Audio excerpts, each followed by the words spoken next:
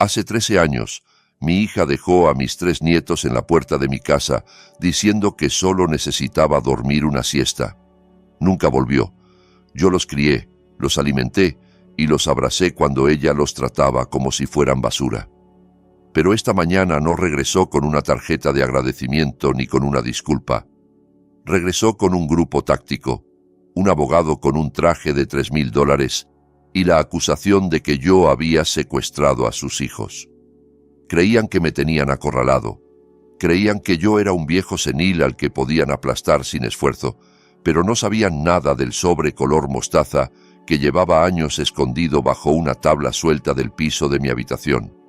Cuando estampé aquel papel amarillento sobre el estrado del juez, su expresión no fue de ira, fue de puro impacto. Me miró y susurró casi sin voz: ¿Los niños saben esto? Le sostuve la mirada y respondí: Todavía no, pero están a punto de saberlo. Y antes de contarte qué había dentro de ese sobre, por favor dale me gusta y suscríbete al canal. Dime en los comentarios desde dónde estás mirando. A este viejo le ayuda a saber que su historia está siendo escuchada. Eran las 6 de la mañana de un domingo, y lo único de lo que yo era culpable era de ponerle demasiada mantequilla a la sartén. Me llamo Guillermo Benítez. Todos me dicen Memo. Tengo 70 años y mis rodillas crujen como madera seca cuando cambia el clima, pero mis manos siguen firmes. Pasé 40 años en plataformas y campos petroleros, de esos trabajos que te enseñan 2 cosas: paciencia y cómo preparar un desayuno que te deje lleno de verdad. La cocina estaba en silencio salvo por el chisporroteo de la grasa del tocino y el zumbido bajo del refrigerador. Ese era mi momento favorito del día. En la otra habitación dormían mis 3 razones para seguir respirando. Leandro ya tenía 17, un muchacho grande, catcher del equipo de béisbol de la preparatoria y con un apetito que parecía no terminar nunca.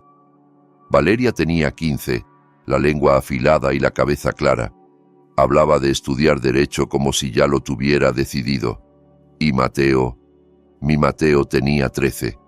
Era apenas un bebé de 2 meses, envuelto en una toalla sucia, cuando su madre lo dejó aquí. Volteé los huevos a la mexicana, como le gustaban a Mateo, la yema suave, sin pasarse. Mientras cocinaba, hacía cuentas en mi cabeza. Mi pensión era de $3,200 al mes. Entre la hipoteca, los servicios y la despensa para 3 adolescentes que crecían a un ritmo cruel, casi siempre me quedaban unos $50. Había guardado esos 50 en una lata de café durante 6 meses para comprarle a Leandro un guante nuevo para los playoffs. No era una vida de lujo. No había viajes a Europa ni autos elegantes. Pero esta casa era cálida y estaba llena de amor. O al menos lo estaba hasta que la puerta principal explotó. Ni siquiera escuché que tocaran. Un segundo estaba estirando la mano hacia el salero y al siguiente un estruendo me sacudió los huesos, hizo caer fotos enmarcadas del pasillo y llenó la sala de astillas como metralla. Antes de poder apagar la estufa, mi cocina se llenó de hombres con cascos, chalecos y armas largas. Gritaban órdenes que rebotaban en el piso. ¡Policía! ¡Al suelo! ¡Manos donde pueda verlas!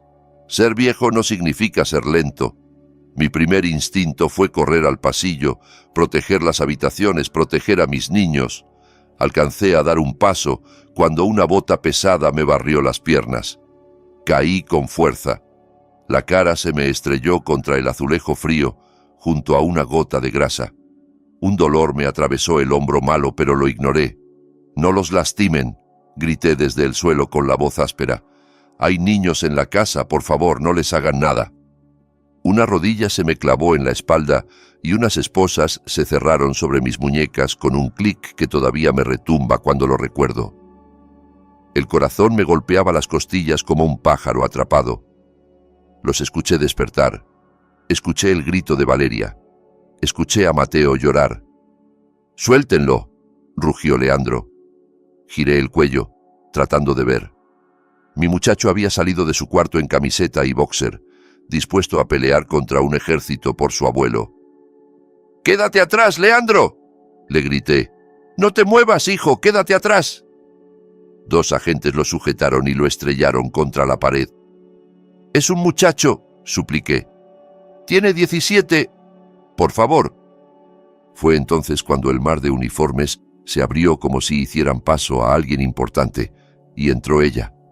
13 años habían pasado, pero yo reconocería su manera de caminar en cualquier parte. Verónica, mi hija. Solo que no era la Verónica que yo recordaba. La última vez que la vi pesaba poco, la piel gris por la droga y el alcohol barato, con un moretón en la mejilla de algún tipo con el que se estaba destruyendo esa semana.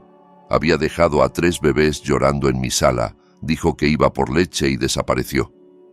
La mujer que ahora cruzaba mi cocina parecía salida de una revista. Abrigo color crema, cabello perfectamente arreglado, lentes oscuros caros. Se los quitó despacio para mostrar unos ojos maquillados con una precisión cruel. Se veía sana, se veía rica, y me miró con un asco que me heló la sangre. «Ahí está», chilló señalándome con un dedo de uñas impecables. «Ahí está el monstruo oficial. Ese es el hombre que me robó a mis bebés». Yo seguía en el piso, la mejilla contra el azulejo sin poder creerlo. ¿Robarlos? Yo no los robé, los rescaté. Los levanté de donde ella los dejó tirados. Verónica pasó sobre mis piernas como si yo fuera basura y corrió hacia el pasillo, donde los niños estaban juntos, aterrados.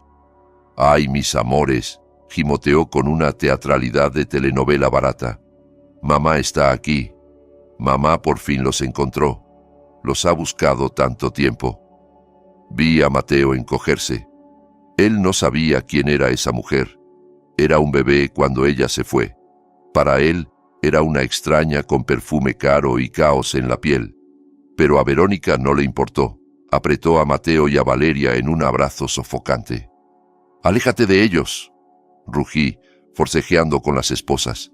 La rodilla en mi espalda presionó más, sacándome el aire. «No tienes derecho, Verónica. Los abandonaste. Los dejaste con el pañal sucio 2 días. Te fuiste».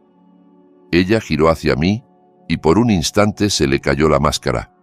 Sonrió con hielo puro, una sonrisa que decía: «Ya gané». Luego se volvió hacia el agente que tenía al lado y de inmediato le brotaron lágrimas perfectas. «¿Ve, oficial?», sollozó. «Está delirando, es violento. Nos tuvo prisioneros 13 años. Me dijo que si regresaba, los mataría. Yo he vivido con miedo todos los días». Mentiras. Todo era mentira. Pero para ellos yo era un viejo despeinado en una cocina revuelta y ella una madre elegante y devastada. «Guillermo Benítez», dijo el oficial, levantándome a tirones. «Queda detenido por 3 cargos de secuestro, interferencia de custodia y poner en peligro a menores. Tiene derecho a guardar silencio». Me arrastraron afuera. Mis vecinos estaban en pijama y bata mirando desde sus jardines como si fuera un espectáculo. Doña Leonor, con quien compartí verduras del huerto durante años, se tapó la boca horrorizada. Quise gritarles que era inocente, pero la vergüenza me ahogó. Cuando me empujaron al asiento trasero de la patrulla, miré la casa. La puerta colgaba de las bisagras y, en el porche, se me clavó la última cuchillada. Verónica tenía los brazos alrededor de los niños. Leandro parecía a punto de vomitar. Valeria lloraba en silencio. Mateo estaba perdido. Y frente a ellos había un fotógrafo, cámara en mano. Verónica posaba, acomodando la cabeza para atrapar la luz de la mañana, apretándolos no para consolarlos, sino para encuadrarlos. «Sosténgalo ahí, señora Benítez», dijo el fotógrafo. «Esta es la portada del año, el reencuentro del siglo». Los flashes me cegaron a través del vidrio. Mis nietos eran utilería en su obra enferma. Cuando la patrulla arrancó, algo dentro de mí dejó de llorar y se volvió frío. 13 años los protegí de lobos. Hice turnos dobles. Aprendí a trenzarle el cabello a Valeria. Me memoricé reglas de béisbol por Leandro. Me desvelé con fiebres de Mateo. Renuncié a mi retiro tranquilo, a mis ahorros, a mi paz, para arreglar lo que ella rompió. Y en 20 minutos, Verónica había vuelto de la nada para incendiarlo todo. En el retrovisor, el policía me miró. ¿Algo que decir, abuelo? Apoyé la cabeza y cerré los ojos. Todavía no, susurré. Todavía no. Pero la guerra apenas empezaba y yo iba a convertir su reino en cenizas. El calabozo olía a cloro, sudor rancio y desesperanza. Me senté en una banca de acero atornillada al piso, con las articulaciones doliéndome por la humedad. A mi alrededor había hombres de mirada dura, nudillos marcados y tatuajes que contaban decisiones malas. Y luego estaba yo, Memo Benítez, 70 años, con sandalias naranjas 2 tallas más grandes, preguntándome si mis niños habrían desayunado. Un guardia golpeó los barrotes con la macana. Benítez, asunto legal. Me llevaron a un cuartito de entrevista. En una mesa rayada estaba un chico que no parecía haber empezado a afeitarse. Traje barato, camisa sudada. Señor Benítez, dijo con la voz quebrada, soy Bruno, su defensor público. No me miraba a los ojos, barajaba papeles, se le caía el bolígrafo, lo levantaba. Mire, Bruno, le dije, no necesito teatro. Dígame cuándo vuelvo con mis nietos. Hizo una mueca. Ese es el problema, señor. El juez negó la libertad al inicio, pero logramos fijar fianza, $500,000. Solté una risa corta, amarga. Hijo, con mi pensión pago luz y comida. Tengo $50 guardados para un guante. Me acabas de decir 500 millones. Bruno sacó una tableta. No es solo la fianza, es la narrativa. Tiene que ver esto. Y ahí estaba el noticiero. Pesadilla en los suburbios. Abuelo secuestra a 3 menores. Verónica en un podio, micrófonos como serpientes hambrientas. A su lado un hombre tallado en mármol caro, Santiago Ledesma, de esos abogados que arruinan vidas con sonrisa de revista. Mi padre es un fanático peligroso. Lloraba Verónica ante cámaras. Era la mejor actuación de su vida. Dijo que 13 años atrás llegó a casa y yo la esperaba con una escopeta, que la obligué a huir, que encerré a los niños en un calabozo. Apreté los puños bajo la mesa. La única arma que tuve fue una pistola de aire vieja para espantar mapaches. Y calabozo era un cuarto con estrellas que brillaban en la oscuridad, pegadas por mí para que Mateo no temiera a la noche. Ledesma tomó la palabra indignado, que no descansarían hasta verme preso, que demandarían custodia total y daños por tortura emocional. Empujé la tableta con tanta fuerza que casi cae. Mentiras, gruñí. Todo es mentira, Bruno. Él tragó saliva, escéptico. Había visto a una mujer llorar en alta definición. La opinión pública ya lo condenó. Si tiene pruebas, testigos. Cerré los ojos y el recuerdo de aquel día me golpeó con polvo y desesperación. Yo no tenía una escopeta, tenía llaves. Verónica llegó temblando, la piel gris por pastillas. Debía dinero, mucho dinero, a gente que no manda recordatorios. «¡Me van a matar, papá! ¡Van a lastimar a los niños!», gritó. No tenía $5,000 en el banco. Entonces caminé hacia mi camioneta vieja, una pick-up que yo había levantado con mis manos.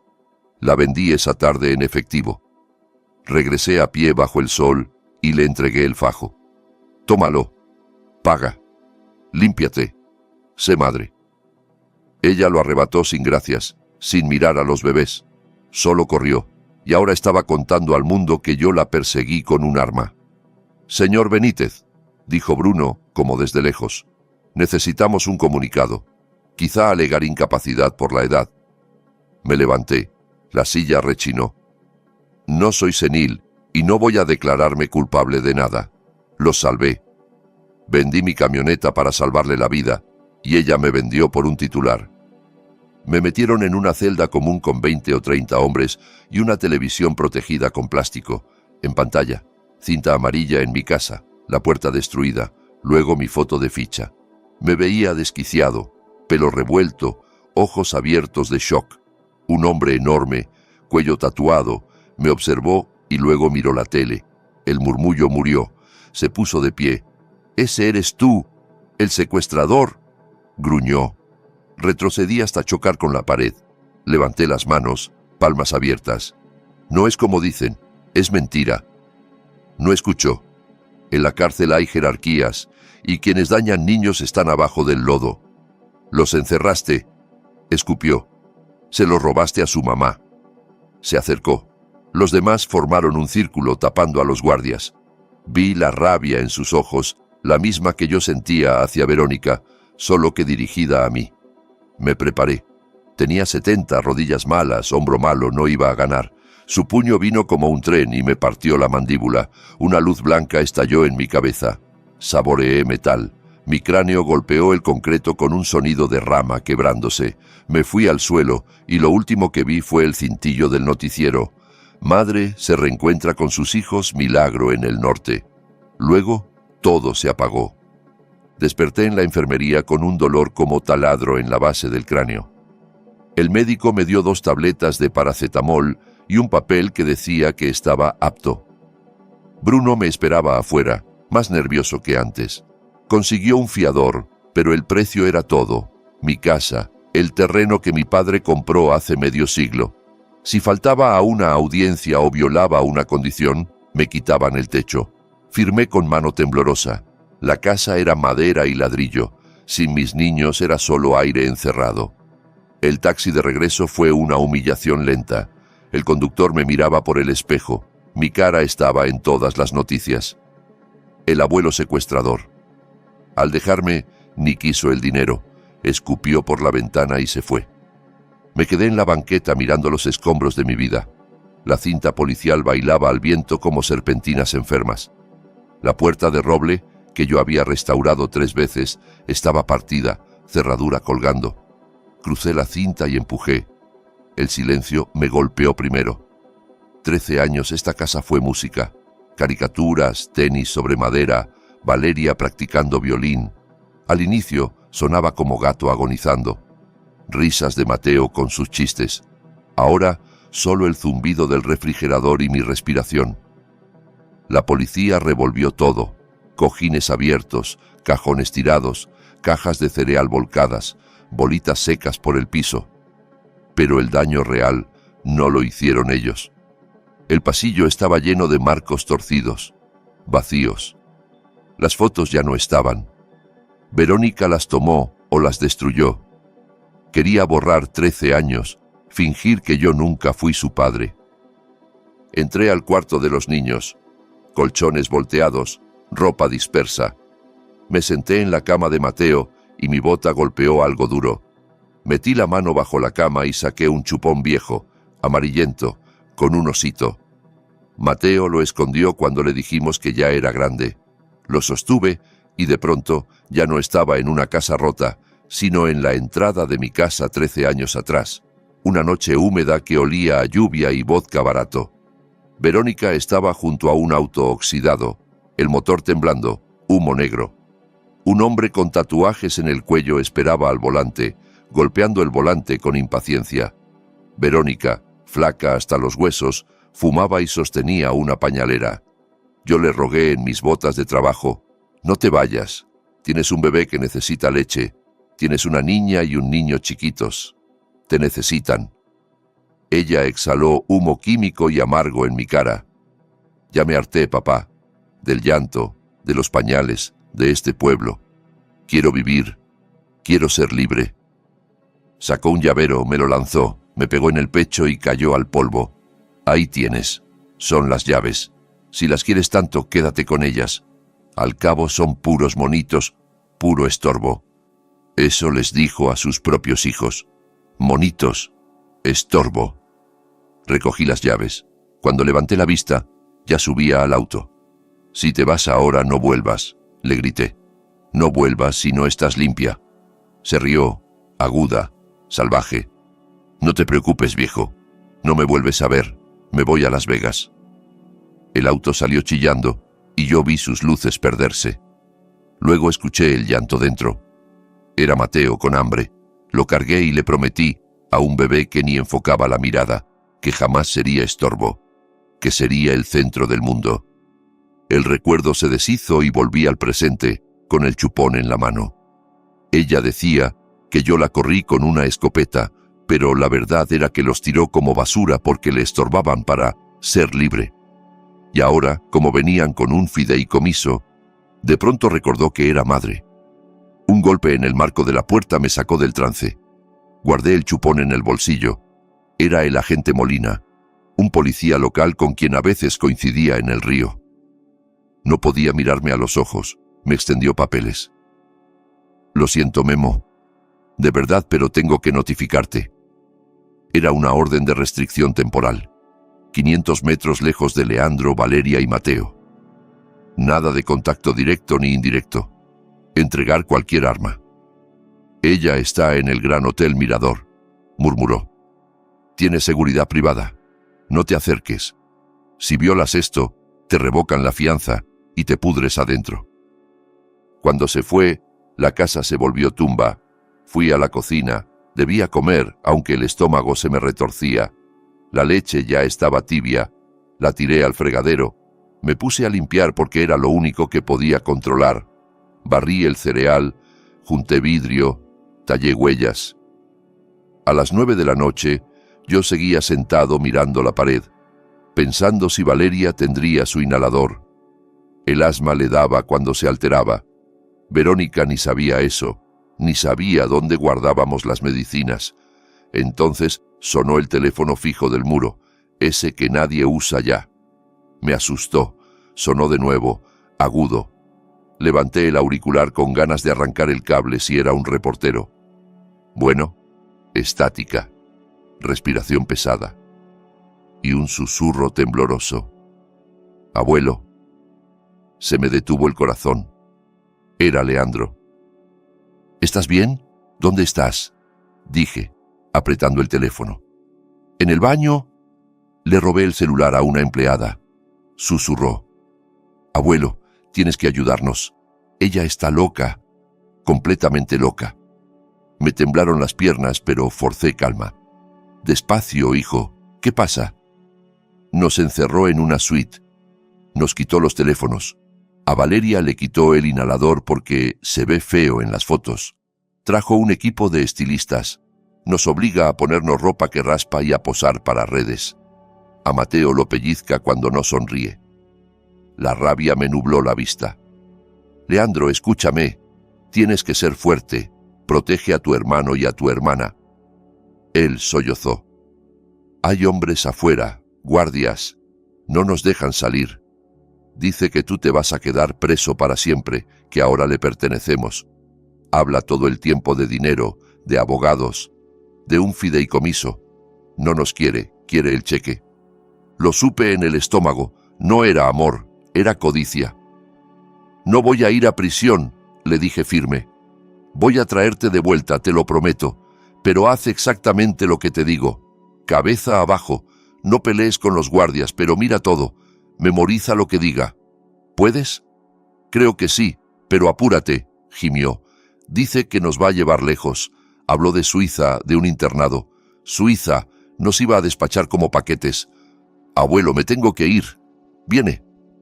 Escuché un picaporte moverse y la voz aguda de ella al fondo. ¿Con quién hablas? La llamada murió. Me quedé en la cocina a oscuras con el auricular como si fuera un pedazo de plástico inútil. La ley decía 500 metros, la ley decía es su madre, pero la ley no oyó el miedo en la voz de mi niño. Colgué y fui al cuarto. Saqué una bolsa vieja. No iba a quedarme esperando una audiencia mientras ella los torturaba. Necesitaba ayuda y sabía a quién llamar. A un hombre con el que no hablaba desde hacía 20 años, alguien que me debía un favor de los días en que trabajábamos en el petróleo y éramos jóvenes y tontos. Basilio, al que todos apodaban el Vasco. Antes fue investigador privado, hasta que el alcohol lo venció. Si alguien podía rastrear de dónde salía el dinero de Verónica, era él. Agarré las llaves. El silencio ya no era opresión, era cuenta regresiva. Todavía no, Verónica, le susurré al aire. No has ganado. La misma noche supe que era peor. Leandro había alcanzado a decirme más antes de que cortaran la línea.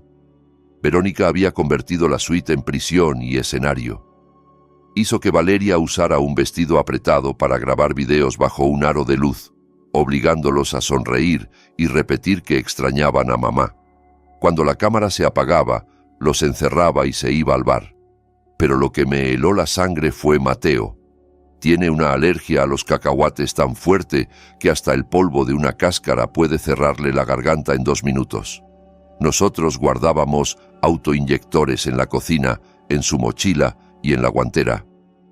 Verónica no lo sabía. Se fue antes de que él comiera sólido. Leandro me contó que ella pidió servicio a la habitación y lanzó galletas de crema de cacahuate sobre la cama para que Mateo se las comiera porque se vería tierno. Mateo se negó, aterrado, y ella le sujetó la cara para metérselas a la fuerza. Leandro tuvo que empujarla para salvarle la vida. Ella le quitó el autoinyector, diciendo que estaba dramático. Mi nieto estaba sin medicina, encerrado con una mujer capaz de matarlo por ignorancia y vanidad. Conduje a la comandancia, iba rápido sin mirar el velocímetro. Pasé media vida en petróleo. Cuando algo revienta, no llenas formularios. Actúas o muere gente. Pero al entrar bajo las luces fluorescentes entendí que aquí mi mundo no valía nada. Fui al mostrador. El sargento de turno era Cárdenas. Una vez le arreglé la podadora sin cobrarle. Me vio y se le endureció la cara. «Quiero levantar un reporte», dije. «Mis nietos están en peligro inmediato». Se recargó, brazos cruzados. «¿Peligro de quién, señor Benítez?» «De su madre», escupí. Intentó obligar a un niño con alergia mortal a comer cacahuate. Le quitó su medicamento. «Envíen una revisión al Hotel Mirador ahora mismo». Cárdenas soltó una risa seca. «Déjeme entender. El hombre acusado de secuestrar a 3 menores quiere denunciar a la víctima por darle una galleta a su hijo. ¿Sabe lo loco que suena?» «No es locura, es verdad». Golpeé el mostrador. «Ella no los conoce. Los está lastimando». Se levantó, pesado, con voz de amenaza. «Está libre de milagro. Usted es el sospechoso. Ella es la madre. Si quiere darle una galleta, se la da. Usted no dicta cómo cría a los niños que robó». «Robó. Otra vez.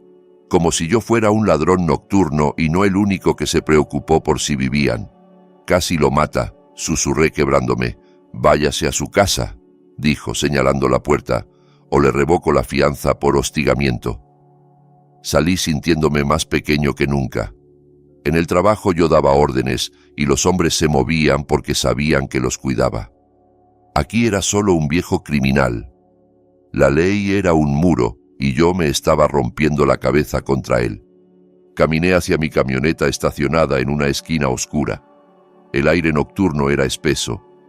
Me sentí impotente y odié esa sensación más que el dolor. Toqué la manija y una voz me detuvo. «Señor Benítez». Me giré. Un Mercedes plateado ronroneaba a 2 lugares. Apoyado en el cofre estaba Santiago Ledesma. En persona parecía más tiburón que en televisión. Traje perfecto, zapatos brillando, cigarrillo delgado entre los dedos. Se me cerraron los puños. «¿Qué quiere?» Exhaló humo al cielo y caminó con aburrimiento calculado. «Vengo a ofrecerle un paracaídas, Memo». «¿Le puedo decir Memo?» «Puede decirme, señor Benítez», respondí. «Y no quiero nada suyo». Él rió y sacó un sobre blanco. Lo extendió.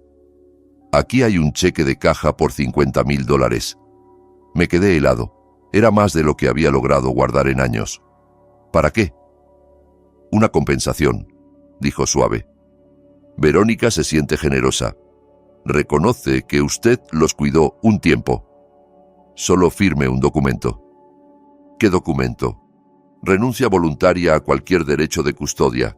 Admite que está viejo, abrumado, que no puede con 3 adolescentes. Se retira, toma el dinero y se va a una comunidad tranquila de retiro en la costa, y no vuelve a contactar a Verónica ni a los niños». La rabia me subió como fuego.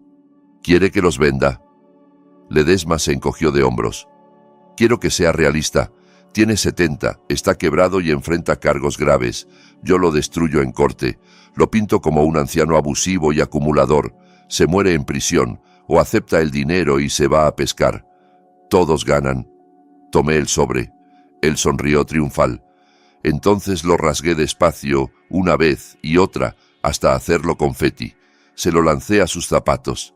«Dígale a mi hija que no estoy en venta», le dije invadiendo su espacio. «Y dígale que si por su estupidez le pasa algo a Mateo, no voy a necesitar abogado. Voy a ir por ella yo mismo». Su sonrisa se convirtió en mueca venenosa. «Está cometiendo un error, viejo. Le di una oportunidad. Ahora lo voy a enterrar». Se subió al Mercedes y se fue dejando humo. Mis manos temblaban por adrenalina, no por miedo. Creían que podían comprarme. No tenían idea con quién se metían. Me subí a mi camioneta. No tenía dinero ni la ley a mi favor, pero tenía algo que ellos no, la verdad. Y tenía al vasco, que encontraba agujas en un pajar si la aguja estaba hecha de oro. Arranqué. No iba a dormir. Iba a descubrir de dónde salió el dinero que permitió a Verónica pagar a Ledesma y por qué necesitaba a mis nietos con tanta urgencia que intentó sobornarme para callar. Llegué hasta una caravana vieja detrás de un depósito en las orillas. Un foco amarillo zumbaba sobre la puerta, atrayendo polillas enormes. Ahí vivía el vasco. Habíamos coincidido en el Golfo cuando todavía nos creíamos invencibles. Toqué con fuerza. «Vasco, abre». «Soy Memo». Hubo un golpe adentro, maldiciones. Abrió en camiseta manchada y boxer, con un revólver flojo en una mano y una botella de licor en la otra. Barba gris, ojos rojos. «Caray, Memo, pareces atropellado». «Me siento así. ¿Puedo pasar?» Entré al olor de papel viejo, aceite de arma y alcohol barato. La caravana era un caos de archivos y botellas vacías, pero en una esquina había un escritorio con monitores encendidos, su altar. Me senté en una caja y le conté todo. El operativo, el arresto, las galletas, el soborno. Me escuchó sin parpadear. Cuando terminé, dejó el revólver sobre la mesa. «Así que volvió», murmuró con voz ronca. «Y está nadando en dinero. Ledesma no se levanta por menos de 10.000 de anticipo». «Tiene suite, guardaespaldas», dije. «¿De dónde sale?» El vasco se tronó los dedos. «Vamos a averiguarlo». Tecleó rápido. Para un borracho tenía manos de cirujano. Primero rastreó al viejo novio, un tal Tristán. En 5 minutos soltó. «Primer callejón sin salida. Tristán está muerto. Sobredosis hace 2 meses en un motel. Tenía $40 y una orden de captura». «Entonces no fue él». «No», asintió. «Pero mira esto. Verónica figura como contacto.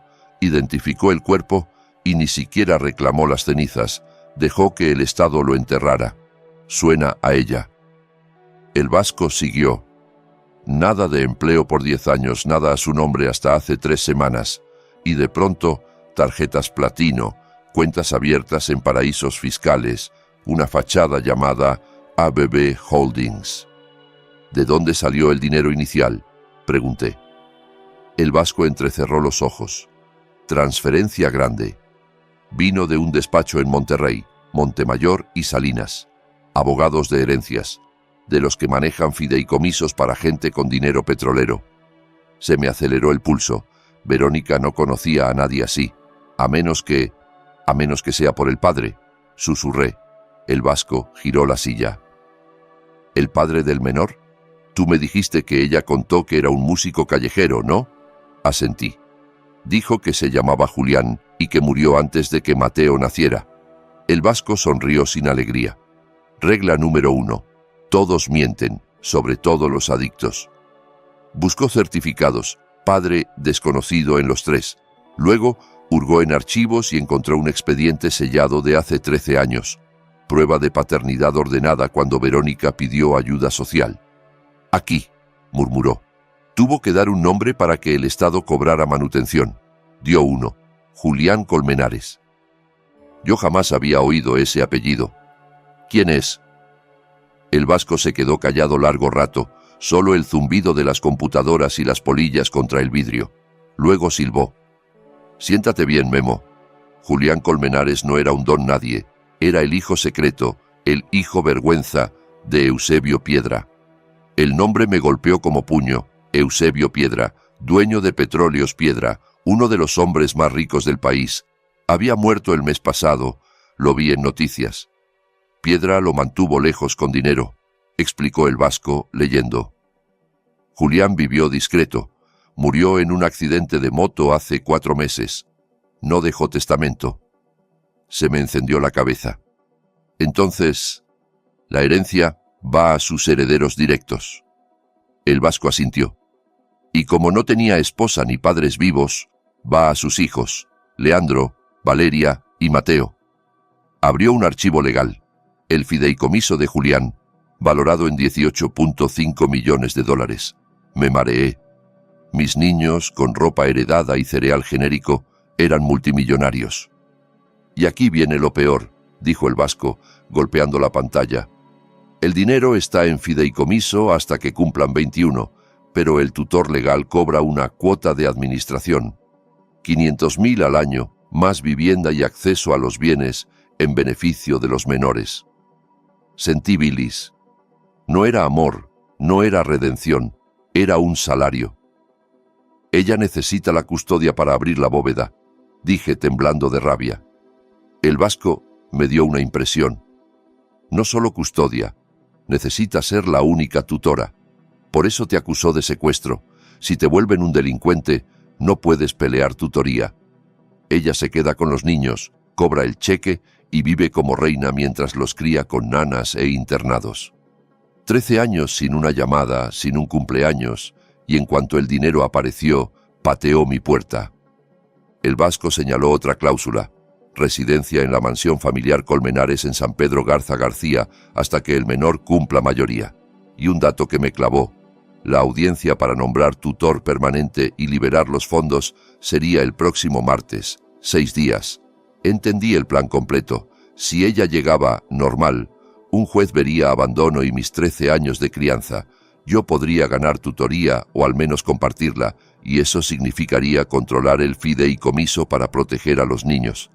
Pero un secuestrador no obtiene custodia. Un criminal no administra 18 millones. Tenía que destruirme. Por eso el grupo táctico, la historia del arma, el calabozo, necesitaba que yo fuera monstruo para ella ser salvadora. Si yo estaba preso el martes, ella entraba sola, sin oposición, y se llevaba las llaves del dinero. Quise avisarles. Saqué un teléfono desechable y marqué el número del celular que Leandro había usado. Rogué que siguiera escondido. Sonó una vez y entró una voz robótica. El número estaba desconectado. Volví a marcar. Lo mismo. Ella lo encontró. Mi muchacho estaba encerrado con guardias y una madre que lo veía como billete con patas, y yo ni siquiera podía decirle: voy por ti. El vasco subió el volumen del noticiero. Verónica aparecía frente al hotel, vestida de negro y perlas como santa dolida. Ledesma detrás, buitre elegante. La reportera preguntó planes. Verónica miró a cámara, lágrimas falsas, que necesitaban sanar, privacidad, que por eso se irían esa misma noche a Europa, a un centro especializado en Suiza para víctimas de secuestro. Nuestro vuelo sale en 2 horas. Vamos al aeropuerto privado, dijo. Me quedé sin aire. Si los subía a un avión y salían del país, se acababa. Juicios internacionales tardan años. Los metería en un internado, cobraría su $500,000 y yo nunca los volvería a ver. Está huyendo, dije, entendiendo. Tenía miedo de que yo lograra pelear antes del martes. Esto ya no era una batalla legal, era rescate. Si vamos, violo la orden, violo la fianza. Si me atrapan, me meten 20 años. El vasco revisó el tambor del revólver y se lo guardó en la cintura. Me lanzó las llaves de su coche viejo. Entonces más vale que no nos atrapen. Pensé en la voz aterrada de Leandro, en el asma de Valeria, en la vida de Mateo vendida por una mansión. «Vámonos», dije. El vasco manejó como si lo persiguiera el demonio por caminos oscuros. El motor rugía, El chasis temblaba y el velocímetro trepó hasta donde parecía romperse. El viento entraba por las ventanas con olor a lluvia y llanta quemada. Yo apretaba el tablero con una mano y con la otra una llave de cruz que saqué de debajo del asiento. «10 minutos, Memo», gritó el vasco. «Si el piloto tiene autorización, despegan antes de que entremos». El aeródromo privado apareció, un edificio de vidrio, reja alta, alambre de navajas. En la pista, luces ámbar. Y ahí, como un monstruo blanco, un jet listo, motores aullando. Una camioneta negra junto a las escaleras. Los vi bajo reflectores como si fuera un escenario infernal. Verónica tirando de Mateo del brazo. Mi niño clavaba los talones, ella lo jalaba sin compasión. Un hombre grande cargaba a Valeria al hombro mientras ella pataleaba. Y Leandro, mi Leandro no lloraba, peleaba. Se plantó frente a un guardia, tiró puños con todo lo que tenía. El tipo se rió y lo empujó. Leandro cayó, se levantó de inmediato y se puso entre el avión y su hermano. «¡Los están obligando, Vasco!», grité. «¡Embiste la reja!». Él no dudó. Aceleró y se llevó el portón. Metal chilló, chispas, y entramos derrapando a la pista. El piloto debió vernos porque los motores se elevaron desesperados. «¡Bloquea el avión!», grité. El vasco cruzó el coche y frenó de lado frente a la nariz del jet. Estábamos a metros de las escaleras. Abrí la puerta antes de que el auto se asentara y salté. Mis rodillas protestaron, pero la adrenalina fue anestesia. Levanté la llave de cruz, pesada y fría. «¡Suéltenlos!», rugí por encima del aullido de los motores. El guardia bajó a Valeria. Leandro me miró, ojos abiertos de incredulidad y esperanza.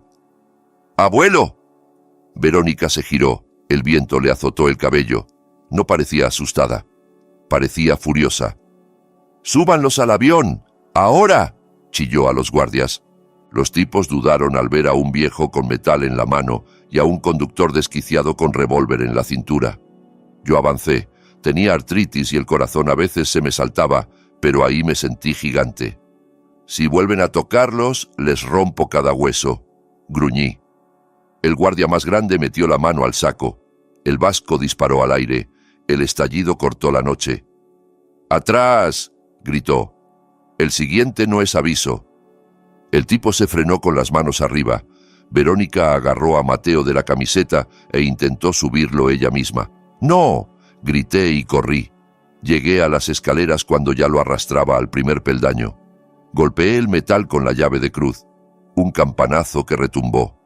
«Suéltalo, Verónica». Ella me miró desde arriba. «Eres patético, un viejo pobre. ¿Crees que puedes detener esto? Yo los tengo. Son míos».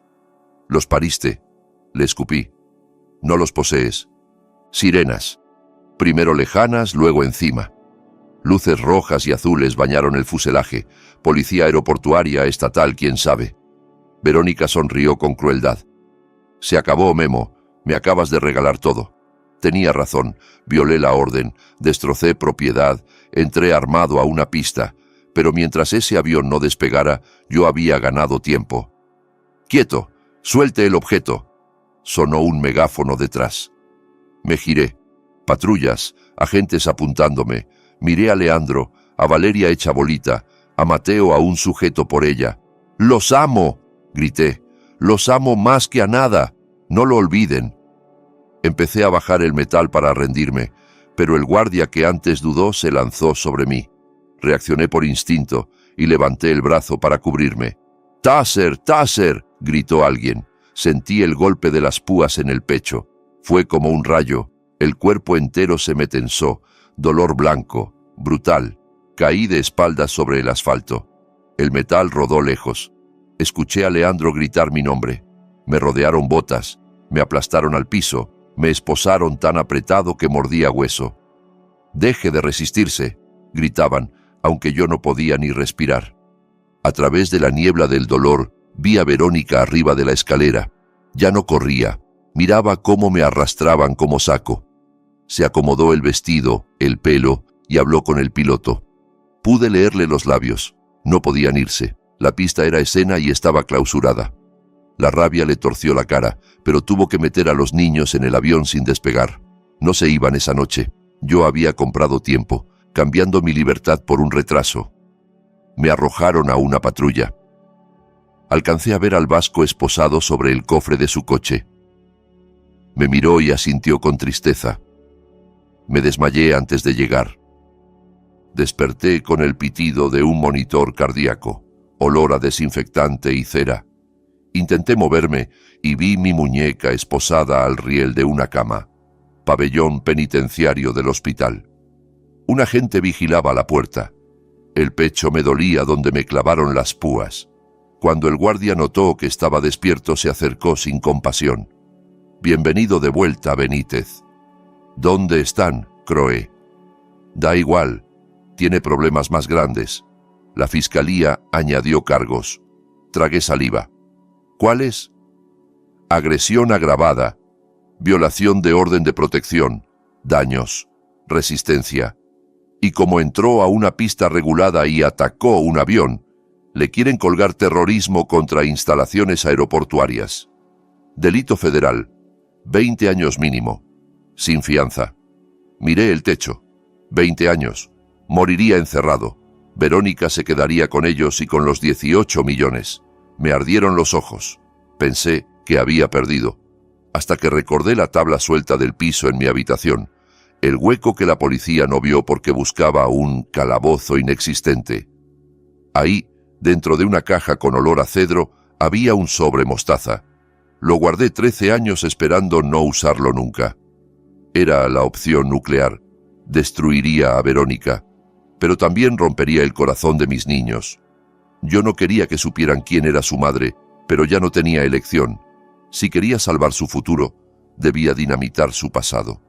Miré al guardia. «Necesito hacer una llamada». «Una», respondió. «¿A quién?» «No a un abogado», dije, endureciendo la voz. «Al único hombre que queda para terminar esto».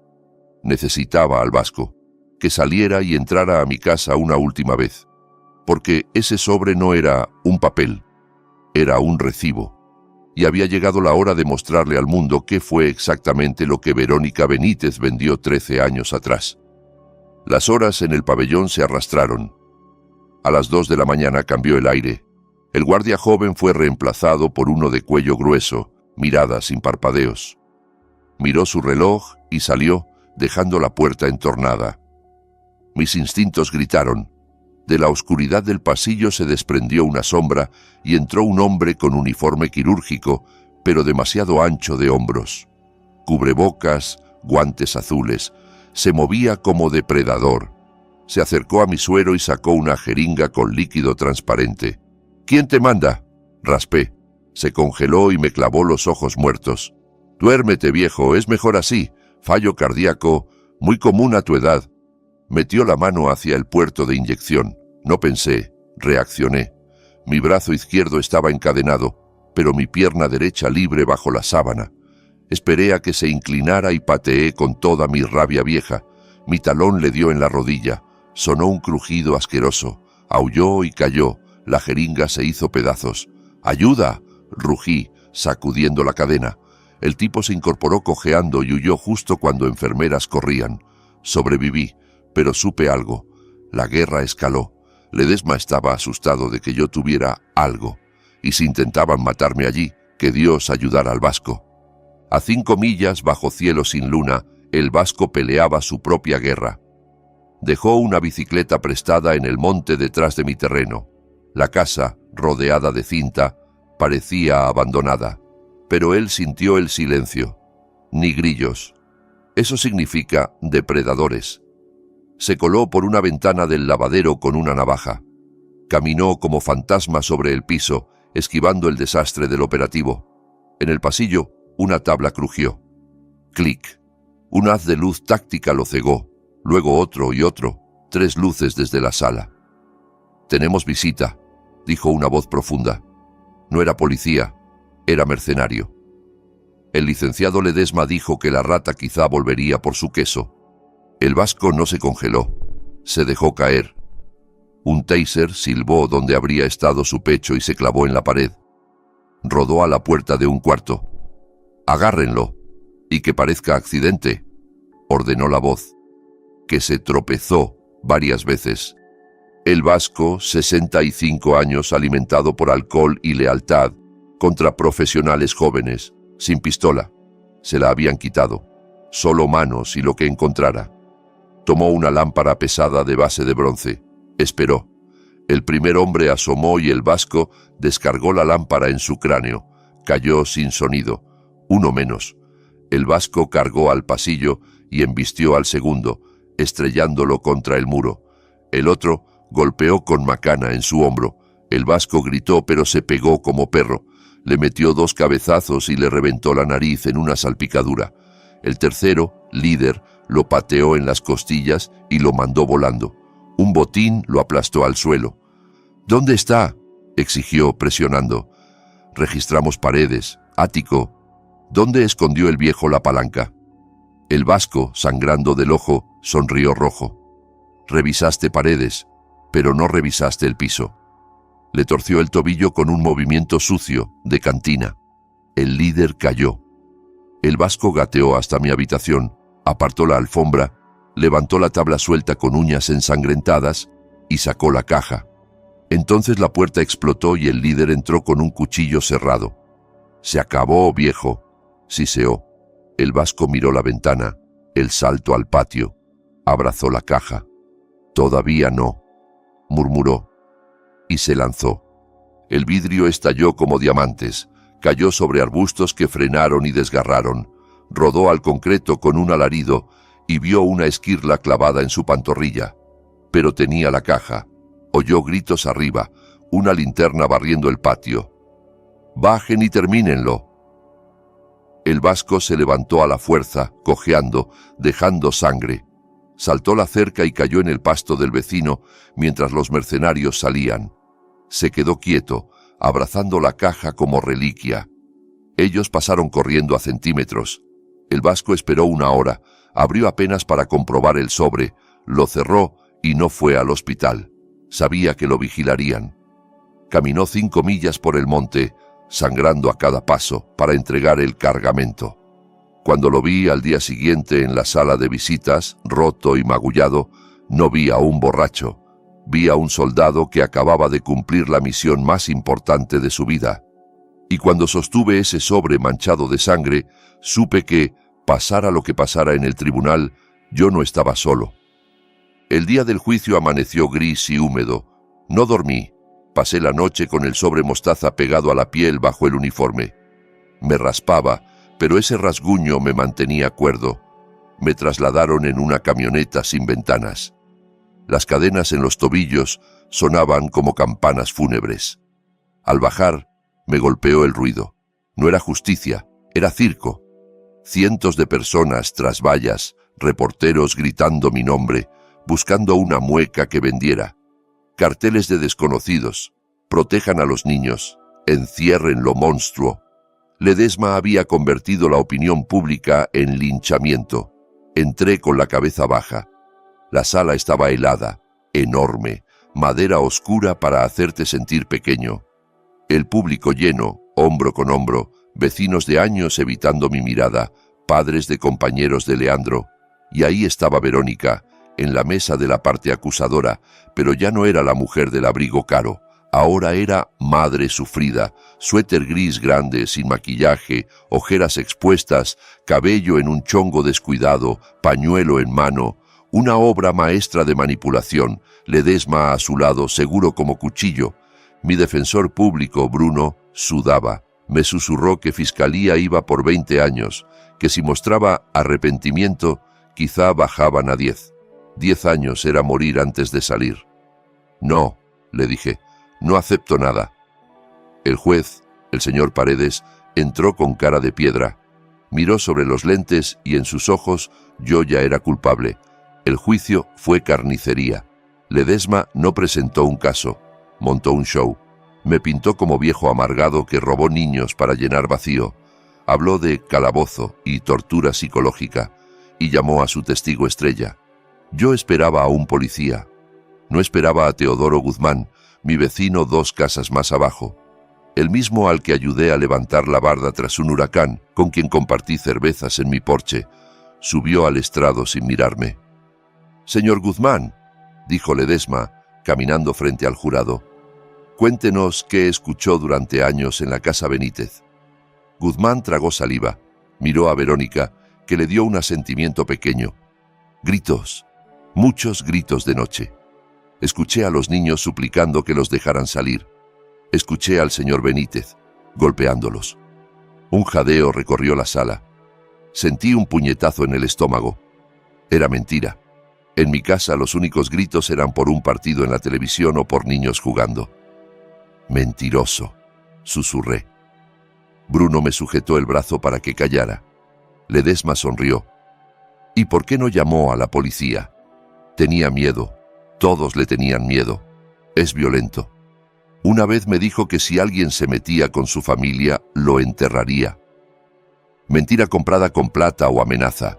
El jurado se lo tragaba. Bruno me dijo que esto era grave. Yo miré el sobre en mi uniforme y entendí que el sistema no era corte, era teatro. Me puse de pie. «Está despedido, Bruno». Dije lo bastante alto para que lo oyera la taquígrafa. Bruno se quedó helado. El juez golpeó el mazo. «Señor Benítez, siéntese. Usted tiene representación». «No, su señoría», respondí. «Me represento solo». La sala se llenó de susurros. Ledesma sonrió, encantado.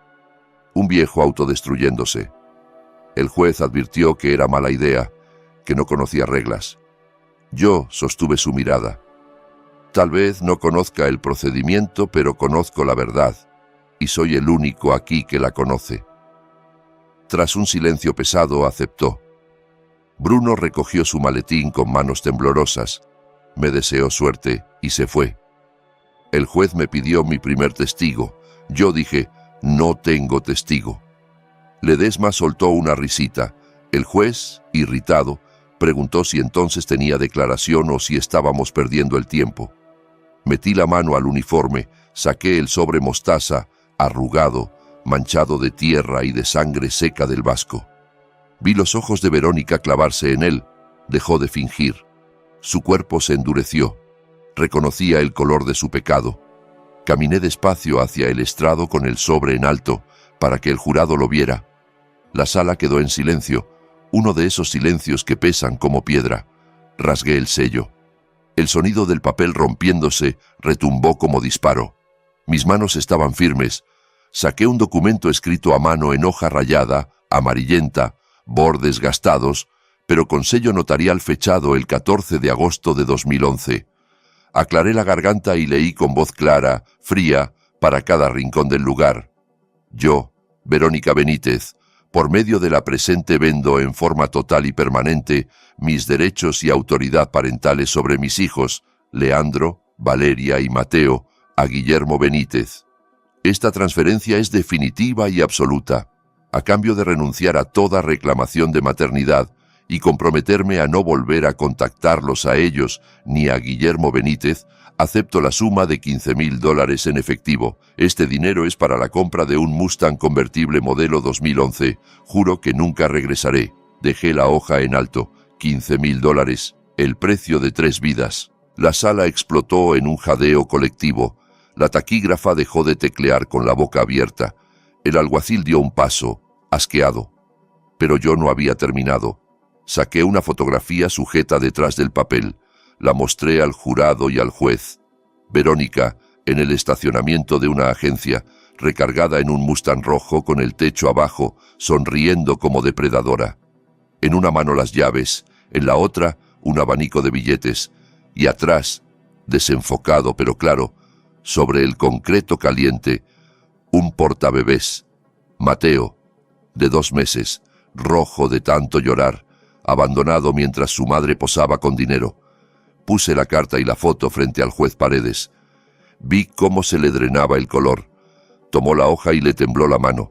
Leyó una vez, otra, miró la foto. La compostura profesional se le evaporó y apareció la furia humana de alguien mirando a un monstruo.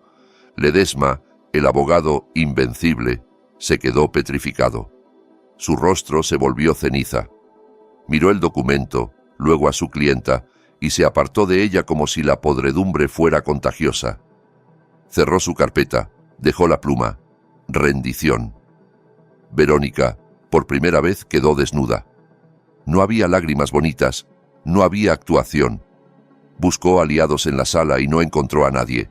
El jurado la miraba con odio, el público con horror.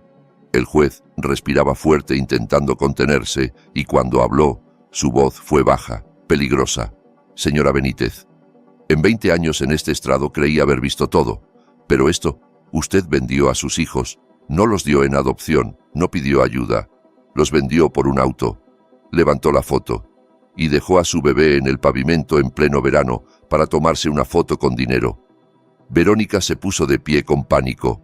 «Eso no es real», chilló. «Es falso, lo inventó». El juez golpeó el mazo como trueno. «El sello notarial es auténtico. La letra coincide con todo lo que usted firmó este mes. No me insulte». Verónica se derrumbó llorando feo, pero Ledesma aún intentó salvar el barco. Se levantó, voz teatral, que era irregular, que exigían peritaje, que yo tuve 13 años para falsificarlo. El juez iba a responder cuando las puertas del fondo se abrieron de golpe. La sala brincó. Me giré con cadenas sonando. Era Leandro. Llegó sudado, camisa rota, un zapato menos, ojos encendidos con un fuego que yo reconocí. Verónica chilló su nombre como orden. Leandro la ignoró y caminó por el pasillo central. El alguacil quiso frenarlo, pero yo rugí. «Déjenlo pasar. Es mi nieto». El juez levantó una mano. «Dejen hablar al muchacho». Leandro llegó a mi lado, más alto que yo. Me apretó el hombro. «Perdón por llegar tarde, abuelo. Tuve que salir por la ventana del baño del hotel. El guardia era rápido, pero yo fui más». Luego miró al juez. «Todo lo que mi abuelo dijo es verdad. Ella miente. No nos quiere. Quiere el dinero». Ledesma protestó. «Menor bajo coacción. Lavado de cerebro». Leandro metió la mano al bolsillo y sacó un teléfono negro barato, de esos de tapa. Era el que yo le había dejado escondido. Ella encontró un señuelo. «No estoy lavado», dijo, levantándolo como prueba. «Y tengo evidencia». Lo abrió, apretó un botón y acercó el altavoz al micrófono. Sonaba con estática, pero la voz era inconfundible. Verónica, sin llanto, sin dulzura, pura aspereza. «Entonces, ¿cuándo me dan el dinero?», exigía. Una voz de hombre respondía. «En cuanto firmemos la tutoría el martes». Verónica. «Bien, porque no aguanto otro día con estos mocosos. El grande me mira como si quisiera matarme, y el chiquito no deja de quejarse. Es patético». El hombre. «Aguanta, 18 millones. Mantén los ojos en el premio». Verónica. «Ya sé. En cuanto caiga el cheque, les compro 3 boletos a ese internado en Suiza, el más barato, pero lejos. Que se pudran allá». El hombre preguntó por mí. Y Verónica se rió, seca, helada. «No te preocupes. Ledesma dice que se va 20 años. Está viejo, se muere adentro. Yo voy a brindar en París mientras sus nietos se pudren en los Alpes. Es un viejo idiota que debió morirse hace años». Leandro apagó la grabación y el silencio fue absoluto, más pesado que todo lo anterior. El jurado estaba horrorizado. El juez ya no estaba sorprendido, estaba furioso. Verónica, al fin sin máscara, lanzó un grito animal y se abalanzó no contra mí, sino contra Leandro, con uñas buscando su cara. «¡Dámelo! ¡Te pertenezco!», chilló. Leandro retrocedió, sosteniendo el teléfono fuera de su alcance. Yo me interpuse, pero no hizo falta. «¡Alguaciles!», tronó el juez. 3 agentes la derribaron y la esposaron. Ella pateaba, mordía, escupía, gritaba obscenidades. «¡Soy la madre! ¡Son míos!». Ledesma vio el desastre y quiso escapar. Cerró el maletín, juntó papeles, dio pasos hacia la salida. «Señor Ledesma», dijo el juez con voz calmada que daba miedo. El abogado se congeló. «Usted presentó un testigo que sabía que estaba mintiendo. Facilitó un fraude. Fue cómplice de una conspiración para arrebatarle a un hombre su libertad y su familia por dinero. Miró a los agentes. Llévense a la señora Benítez.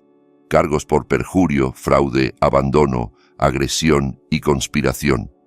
Verónica volteó hacia mí, rabia pura. Te odio, ojalá te mueras. Y por primera vez en 13 años no sentí ira, solo pena. Lo sé, le dije bajo. Y por eso perdiste. El juez ordenó también detener a Ledesma. Desacato, investigación, recomendación de inhabilitación y cargos penales. Se lo llevaron con los zapatos caros arrastrando. La sala era caos, reporteros gritando, pero en medio de todo había una calma imposible. Leandro me miró las cadenas. ¿Ganamos, abuelo?, preguntó, con la voz temblándole ahora que la adrenalina bajaba. Vi al juez indicar que me quitaran los grilletes. Vi el espacio vacío donde estuvieron los monstruos. Sí, hijo, respondí, abrazándolo con fuerza. Sí, ganamos. El juez golpeó el mazo por última vez.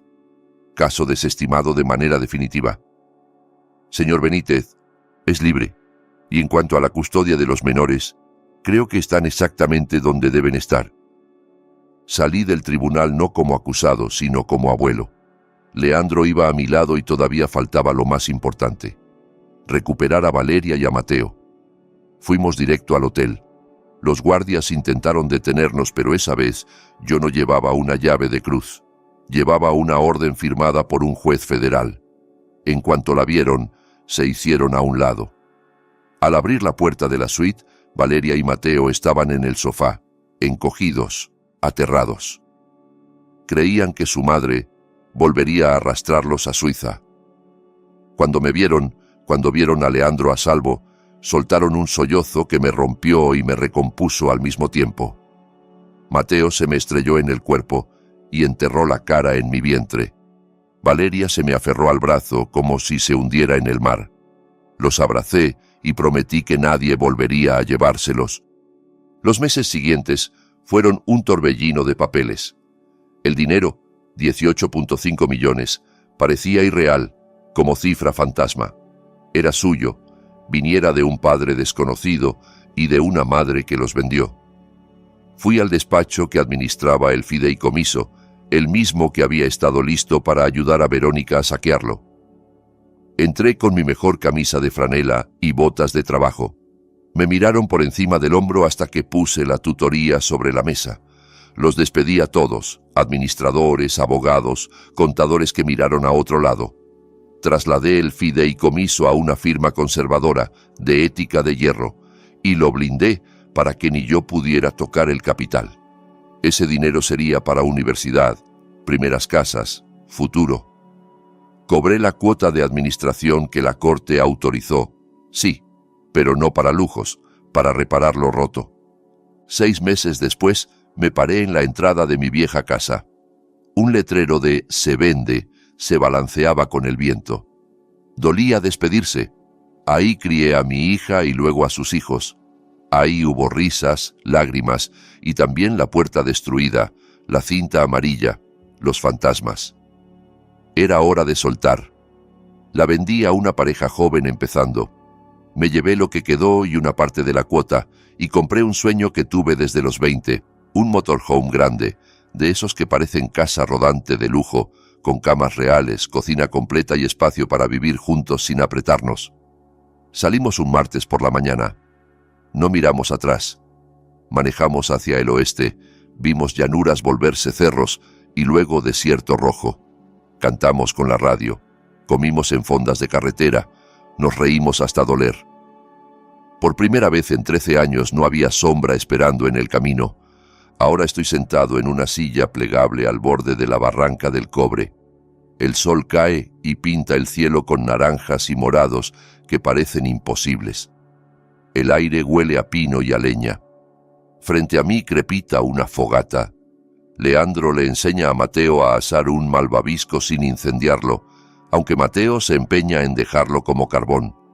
Valeria lee envuelta en una manta, los pies sobre un tronco, en paz como no la veía desde que era pequeña. Y al mirarlos, yo no veo 18 millones. No veo fideicomisos ni juicios. Veo a mis niños. Verónica creyó que podía comprar la felicidad, que una mansión y un jet privado llenarían el hueco que tiene adentro. Pensó que vender a sus hijos por $15,000 era buen negocio porque le compró un convertible. Se equivocó. Dicen que la sangre es más espesa que el agua y lo usan para justificar pecados, para obligarte a perdonar a quien te destruye solo porque comparte tu ADN. Yo aprendí a la mala que la sangre es biología, nada más. El amor es una elección, la lealtad es un acto. Verónica eligió el dinero, yo los elegí a ellos. Y mientras veo a Mateo reír cuando su malvavisco se prende y Leandro le da palmadas en la espalda, mientras Valeria sonríe al verlos, sé que elegí bien. Ella vendió estos momentos por el precio de un auto usado. El dinero puede estar ahí, sentado en un banco, pero no vale ni una sola de sus abrazos. Porque familia no es quien te dio a luz. Familia es quien se queda, quien vende su camioneta para pagar tus deudas, quien atraviesa una reja para detener un avión, quien se sienta a tu lado en un tribunal cuando el mundo entero te odia. Familia es quien está cuando llega la tormenta y quien sigue ahí cuando sale el sol. Y mirando a mis 3 niños junto al fuego, sé una cosa con certeza: estamos en casa. Donde sea que estacionemos esta casa rodante, estamos en casa, y esa es una riqueza que Verónica jamás va a entender. Y si esta historia de pelear por justicia y proteger a quienes amas te movió el corazón, dale me gusta y suscríbete para apoyar a este viejo. ¿Desde dónde estás mirando hoy? Déjamelo en los comentarios. De verdad los leo y los agradezco cada uno.